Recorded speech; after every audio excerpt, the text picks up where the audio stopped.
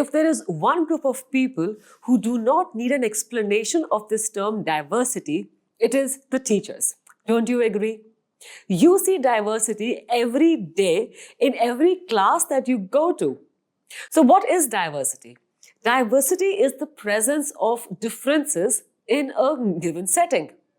And you see that every moment of the day in your workspace in terms of gender, race, ethnicity, nationality, religion, sexual orientation, place of practice, and the type of practice. Teachers do not need an explanation of the term diversity. You live with it and you already are dealing with it.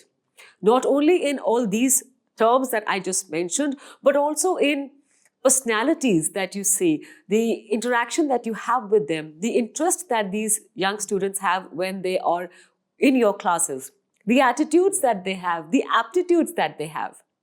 Teachers do not need to understand diversity, they live with it every day. Multicultural considerations is an important aspect when we're talking about choices that we can offer to somebody for their career path. And work is a cultural negotiation. Individuals think and evaluate about their environments and about their own abilities. And what they think and how they evaluate has a direct impact on the choices that they may be making. Now, cultural identity is a strong indicator of a choice that a person might make. And the cultural experiences that an individual has shapes the choices that they are making. For example, we might have a youngster or a young student who is very keen on, say, hotel industry. And she feels that they are well suited because they like to interact with people, they like to make them comfortable. They're also very good at handling instant problems and they are very good at making food. All of them make them feel confident that, you know what, I can do well in hotel industry. That's the thought in their mind. And with that thought in their mind, they've gone for a wedding in their family. When they're at a wedding venue in a hotel, they see a businessman uncle of theirs yell at the hotel manager. And when they ask the uncle that, why are you yelling? The uncle just says that because we are the customer, we are the guest over here, it is the duty of the hotel manager to serve us. He is here to serve us. Now that is the culture that that family may be carrying about people in the hotel industry. How do you think that this incident will impact this child's decision now to join the hotel industry?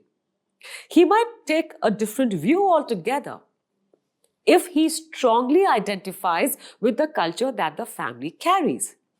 So that is how cultural identity is a strong indicator of how a person might make their own career choices.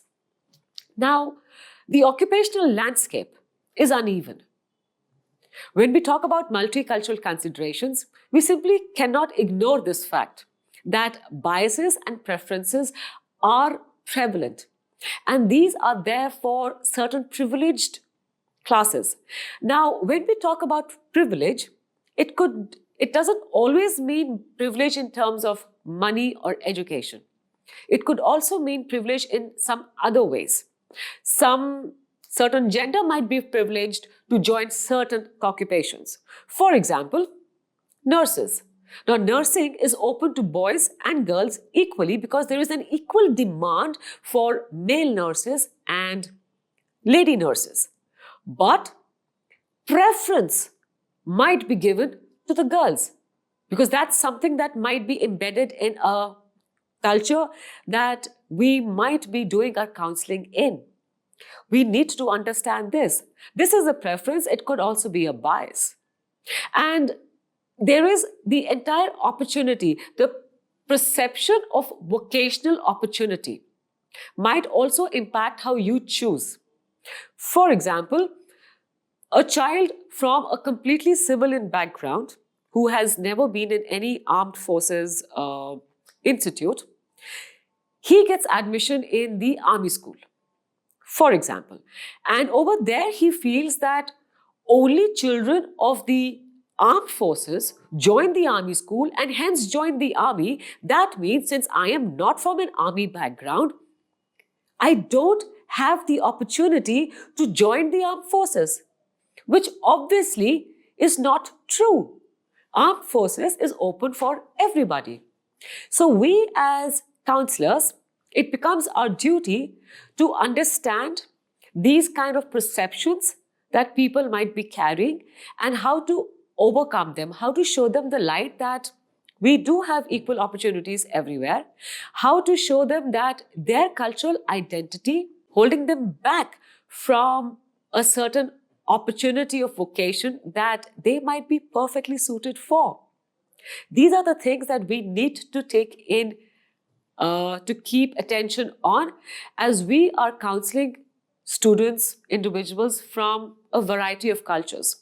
And what are the other factors? We will just talk about them in detail in the next slide. We have already established that we will be meeting people from a multicultural space. We as counselors cannot choose that we will deal only with people of a particular culture or a particular race or a particular gender.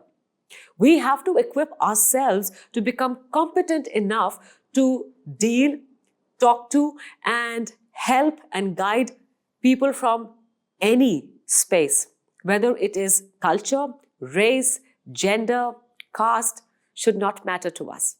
So, what are the factors that we should keep in mind when we are trying to become more competent as counselors to deal with such a variety of audience that we will be facing?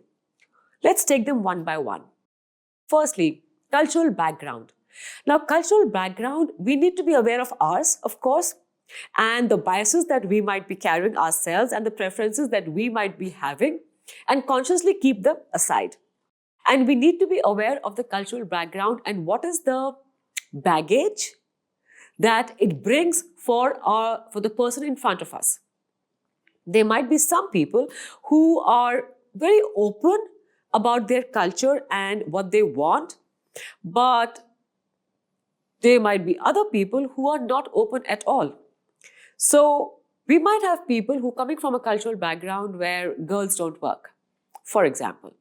So for some people like this, it would be easier for us to talk to them about allowing their girls to work, say, to become a teacher, as compared to talking to them about allowing their girls to become or join the army. The cultural diversity over here would become too much for them. So these are the kind of things that we need to keep in mind. Now, we can also talk about and keep in mind the career history. Now, there are two aspects to this. We could keep in mind the career history of the student and the student's parents. What is the kind of family they are coming from? What is the father doing? What is the mother doing? Are they first generation learners? Are they coming from a lineage of people who've been doctors or lineage of people who've been always in farming? So all of that also will have an impact. Secondly, we need to keep in mind the career history for maybe those individuals who are talking about a career shift, or maybe young individuals who have done internships, who have had some experience about work. So their experiences and the meanings that they have given to those experiences will be things that we will keep in mind. So these are the things that we need to take into account when we sit with them and we start our conversations. Outcome expectations. Very simply, what do they expect out of, firstly, our guidance program? Secondly, the careers that they want to explore. There might be some people who are expecting only good money. There might be some people who are expecting that the child, the student, gets into the same line as their parent, or at least a similar line. So what is the ultimate expectations that they have out of a career guidance program or a career counseling that they might be coming to you from? Self-efficacy. This is very important because this talks about how does that individual feel about their own capabilities. You might meet a student who is extremely intelligent, who's scoring very good marks, but deep down doesn't believe that she or he is capable of appearing for any entrance exam and scoring a good rank to get into a good, say, medical college, engineering college, architecture, or even in an honors program for graduation. Because it's okay that I'm studying the textbook, but ma'am, I really can't break these exams. I can't crack these exams. Might be a belief that they might have about their own capabilities. You will know, you will need to be aware about how to deal with that. On the other hand, we might have a student who is average in their academics, but their self belief is so high that they are aiming for something which they might not be qualifying for because the subjects that they took in class 11th and 12th don't make them eligible to appear for that examination, though their belief is very high. So, how do we deal with all of that? And to be aware of all of that is also part of our factors that we need to keep in mind as we build our own competence. Networking. Now, networking means that does the child who is wanting to join a certain profession have any opportunity where they could network in their own space? Do you have that opportunity where you could recommend maybe an internship? Does this mean that the child can work only in a place where they have a network? No, not really. But these are factors that we need to keep in mind. Because when we know this, then it'll be easy for us to guide them. And ultimately, awareness of our own biases and our own history, which is, I think, something that though we need to put aside, but we need to be acutely aware of all the time. Because it is so ingrained in us that we might not even realize that that is impacting us. And right now, as I say this, a lot of us over here in the audience might be thinking that, oh no, I am not like that. I will always be aware and I am a teacher. I've never done that. But believe me, as we talk as career counselors to students, we see their expectations and we meet people who are hoping to be in careers which we don't see in sync with as careers which are valuable for whatever reason. It gets very tough to stay unbiased. So I am challenging you here to start to see around yourself in the world what are the careers that you think are just about okay, not that valuable. And why do you think like that?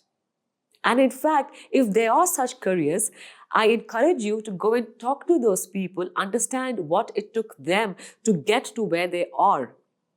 That will help us understand these people, and it will also help us to understand and guide the students or the individuals who might be wanting to take that path. So, as career guidance professionals, keep your mind open and make it a point to talk to as many variety of professionals in a variety of careers that you possibly can. All the best for that. Guidelines for cultural competence comes from the document which is comprehensive and has the competency benchmarks given by Ford. This comes from the point that psychologists say that we need to have a lifelong commitment towards developing our cultural expertise, our awareness about culture, ours and the people that we are dealing with, their culture. We need to have a lifelong commitment towards striving to increase learning about the multicultural base of the psychological practices. And then finally, we need to have a lifelong commitment to put this awareness and this learning into practice. And how do we do that? One very simple way is to read. Read more. Read about various careers, read about various options, read about the new things that are coming up into the market. One very easy way that I realized where I could come to know about new careers or the new options and the paths that people took to reach certain options was to talk to people, talk to experts, and understand their expertise in their areas and how did they get there.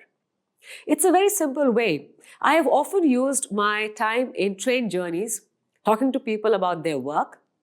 I often use my time in any journey that I go to, at any occasion that I meet people. When I meet someone new and they're doing something which I haven't heard of, the first thing I ask them is, how did you reach where you did?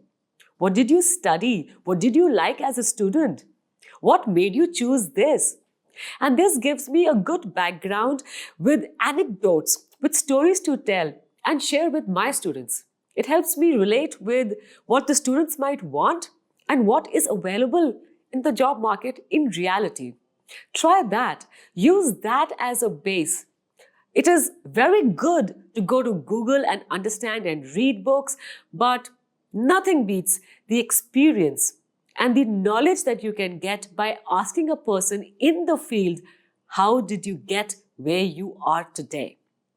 Now let's take a minute to understand what does cultural competence stand for in practical terms. Take a moment to read this list of points that are you aware when you're talking to a student of these points regarding the student and regarding yourself.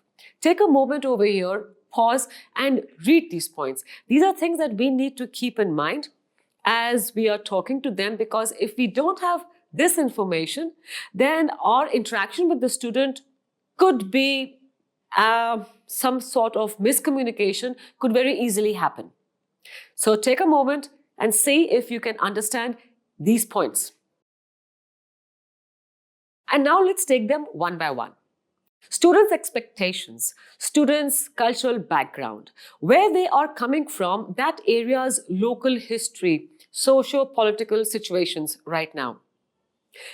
Do you know these? Why not have a conversation about them with the student? This helps the students to open up about themselves and you get an idea of where they are coming from. It is also very interesting to understand what are the students' attitudes towards asking for help. What is the economic situation of the students' parents and where they are coming from? Attitude towards asking for help is important because as you're speaking to a student, you might have a lot to offer, but your mindset might be that, let me wait for the student to ask me questions. Let me not bombard them with information. And the student might feel, oh, I'm too awkward to ask questions. Let me just wait and see what the counselor is going to tell me about what they know and what they think I should do. So if there's a mismatch over here, there could be a problem. So it's good enough for us to ask and figure out, does the student ask for help easily or do I have to offer it on my own? Students' exposure to career information and their exposure and their realization of their own abilities. These are points that we need to understand.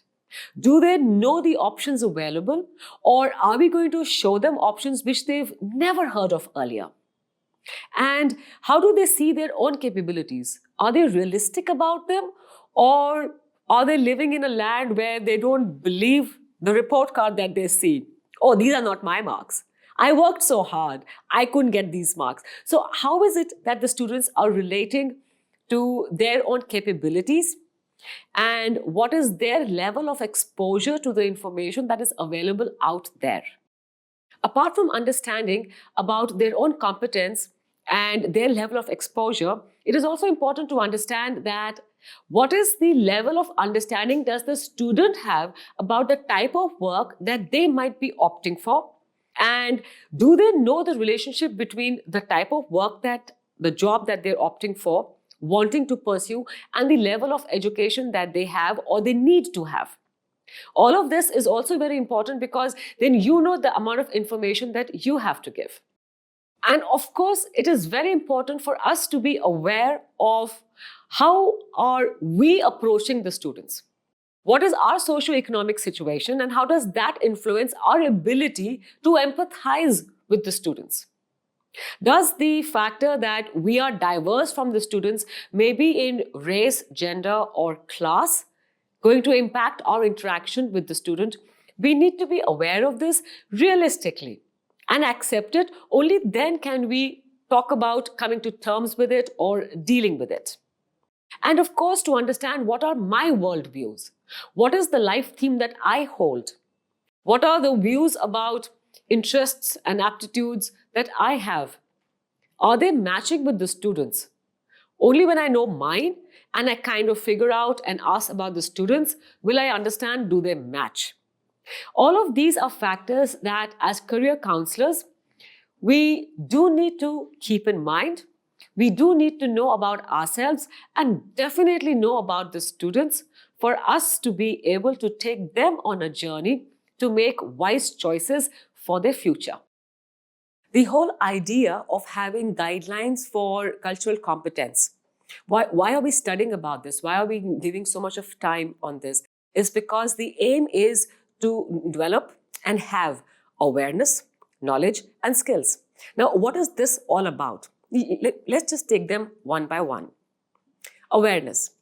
Awareness about the understanding between relationship between mental health and the biases or the preferences that the individuals might be having.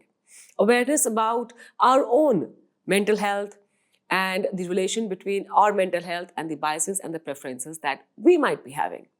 So when we are more aware about ourselves and we are self-aware, it helps us to become more empathetic towards the understanding about how others are feeling, thinking, and what they might be going through. Second, to know about knowledge. Now, knowledge does not only mean knowledge about the jobs in the market, the job market, what colleges take in what students, what is the eligibility criteria, what is the process of admission. That knowledge, of course, we need to have. But that knowledge is also available on the net. It's available otherwise also, right? What we are talking about is knowledge about the cultural identity. What is the cultural identity that the student or the individual in front of you is having? What is your knowledge about the developmental theories? How deeply do you understand that? And how deeply do you relate to those as far as your practice as guidance counselors is concerned? What practices are you following? What is the easiest for you to follow? When I say easiest, it is because which is the one that you relate to most. So not only do we need to have knowledge, we need to own that knowledge to be able to guide the individual in front of us with ease. And of course, knowledge about the history, the student's history, the individual's history, the history of the culture, the understanding of the environment that they're coming into and coming from. So knowledge is important for us from a lot of dimensions. And finally, when we have awareness and we have knowledge, they come together in skills. When we talk about skills, it's very important. It's imperative for us to always be aware of one point, and that is that we are agents of social change. That is the power of being a career counselor or a career guidance program practitioner. How are we bringing about social change? Well, you will be meeting people from a variety of cultures, from a variety of backgrounds, with a variety of identification with values and attitudes. How do you nudge them to change? How do you nudge them to step out of their comfort zone and do more than what they think they are capable of? You can do that only when you've done that yourself. We need to be open to feedback. Feedback about not only our practice, but feedback about us as individuals. When you have seen a challenge within yourself and you have overcome that, you have stepped out of your comfort zone, you know exactly how you feel when you're doing that. And that is what makes you the perfect person to encourage somebody else to do that. Now, stepping out of comfort zone can be in a lot of ways. For example, you might be talking to parents where you're encouraging them to let their children go out of this city to some other city to study a subject of their choice that they like, that they are good in, they're interested in. Now, that is stepping out of the comfort zone for the parents. It's a new thing for them. Or you might be encouraging parents to let their students, let their children take up a profession which they don't know about. They're absolutely new to. You might be encouraging students to study just a little bit more, to read just a bit more, to go back to mathematics, because mathematical reasoning is a part of all entrance exams. So, to encourage children, students, individuals to go back to mathematics and learn that a little more so that they can easily pass exams, especially is a step out of comfort zone for those students who said after class 10 that, oh, I don't want to do maths at all. So, you stepping out of your comfort zone, being aware of your challenges, learning about it, and being open to feedback makes you the perfect person to help somebody else do that. And eventually, when you are approaching the theories, we've done a few right now, and now you will start to put them to practice. You need to have an open and a critical mind about the applicability of these theories. Just because we've learned a certain framework does not mean that we will be stuck in that framework. That's the reason why we study all of them. We see the progression in them because we are critically thinking individuals who can evaluate the value of a theory for ourselves in that particular situation based on whom we are dealing with. So keep that in mind all the time. As career guidance professionals, please be aware, have knowledge, put them together in skills. Please keep reading. Please keep talking. Do not feel shy of asking someone that, hey, why don't you sit with me as I counsel someone? Or, why don't you let me sit with you to see how you counsel someone? Or, just give me feedback about how did that go? And then be open to it. Listen to it. Imbibe it. Because when you are doing that, it'll be easier for you to give feedback to the people in front of you and help them take on new roles, new challenges, and new capabilities, new competencies. So these are very, very important things to understand as to why are we even studying the guidelines for cultural competence. All the best for it. This is a challenging area.